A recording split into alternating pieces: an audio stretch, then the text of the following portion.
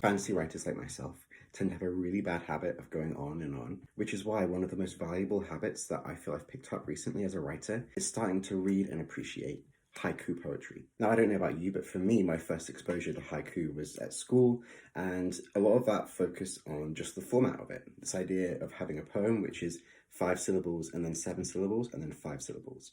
And to be frankly honest, I did not really enjoy it. I didn't really see the point, and it just seemed like a clever counting game to me. Fast forward to my adult life, and I came across an excellent podcast called The History of Literature. If you've not checked it out, you really, really should. It's excellent. But they did a 2-part series on one of the masters of haiku, Matsubasho.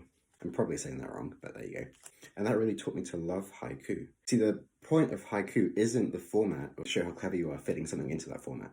The point of haiku is trying to capture a sense of place and a moment in time, often focus on an aspect of nature. Through that, trying to reveal or indicate something, a greater or deeper truth, whether that be a philosophical or spiritual idea or something else. And you see, that's exactly what I find fantasy as a genre does really, really well.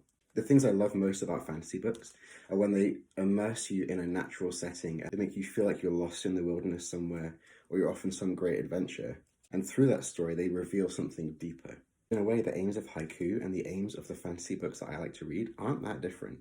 Thus, as a exhausted father of 3, I can always find time to read a few and just slow down and think and appreciate the prose before I dive into writing myself. And even more than that, just the habit of practicing writing my own haiku really made me think about the economy of my words and what it is that I actually want to say with them. What sense of place and what feeling do I want to give the reader, and how can I best achieve that without going on and on and on? I really hope that continuing to read haiku poetry and continuing to practice writing my own terrible haikus will one day make me a much better fantasy writer, one who can tell a story, who can invoke a sense of place, but not leaving my readers feeling like I've used up far too much of their time to be able to achieve that.